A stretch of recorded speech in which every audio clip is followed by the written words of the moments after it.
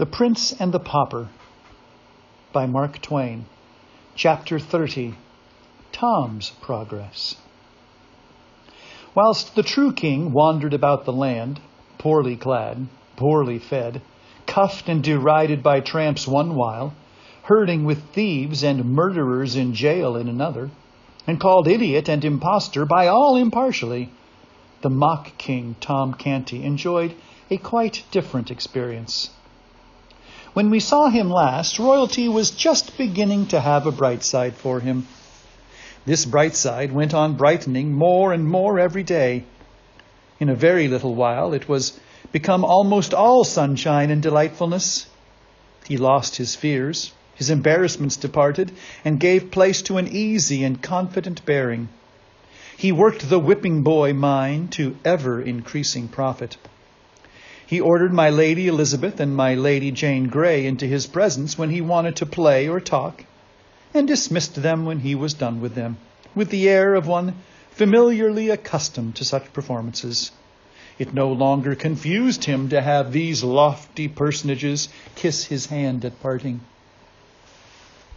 He came to enjoy being conducted to bed in state at night, and dressed with intricate and solemn ceremony in the morning. It came to be a proud pleasure to march to dinner attended by a glittering procession of officers of state and gentlemen at arms. Insomuch, indeed, that he doubled his guard of gentlemen at arms and made them 100. He liked to hear the bugles sounding down the long corridors and the distant voices responding, "Way for the king!" He even learned to enjoy sitting in throned state in council, and seeming to be something more than the Lord Protector's mouthpiece. He liked to receive great ambassadors and their gorgeous trains, and listen to the affectionate messages they brought from illustrious monarchs who called him brother. Oh, happy Tom Canty, late of awful court! He enjoyed his splendid clothes, and he ordered more. He found his 400 servants too few for his proper grandeur, and trebled them. The adulation and salaaming courtiers came to be a sweet music to his ears.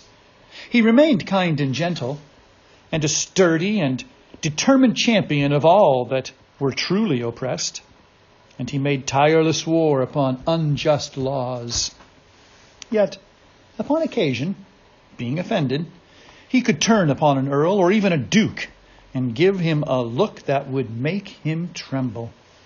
Once, when his royal sister, the grimly holy Lady Mary, set herself to reason with him against the wisdom of his course in pardoning so many people who would otherwise be jailed or hanged or burned, and reminded him that their august late father's prisons had sometimes contained as high as 60,000 convicts at a time, and that during his admirable reign he had delivered 72,000 thieves and robbers over to death by the executioner, the boy was filled with generous indignation, and commanded her to go to her closet and beseech God to take away the stone that was within her breast, and give her a human heart instead.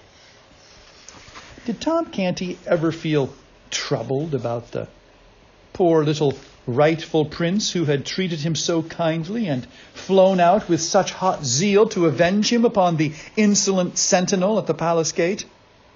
Yes, his first royal days and nights were pretty well sprinkled with painful thoughts about the lost prince, and with sincere longings for his return and happy restoration to his native rights and splendors. But as time wore on and the prince did not come, Tom's mind became more and more occupied with his new and enchanting experiences. And by little and little, the vanished monarch faded almost out of his thoughts. And finally, when he did intrude upon them at intervals, he was become an unwelcome specter, for he made Tom feel guilty and ashamed. Tom's poor mother and sisters traveled the same road out of his mind. At first he pined for later, The thought of their coming some day in their rags and dirt and betraying him with their kisses and pulling him down from his lofty place and dragging him back to penury and degradation and the slums made him shudder.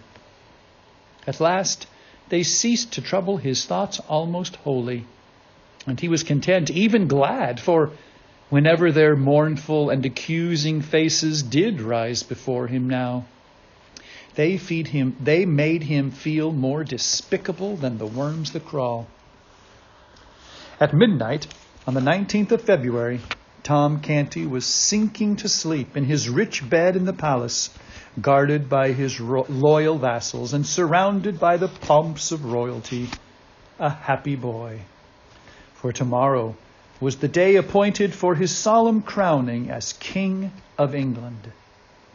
At that same hour, Edward, the true king, hungry and thirsty, worn with travel and clothed with rags and shreds, was wedged in among a crowd of people who were watching with deep interest certain hurrying gangs of workmen who streamed in and out of Westminster Abbey, busy as ants.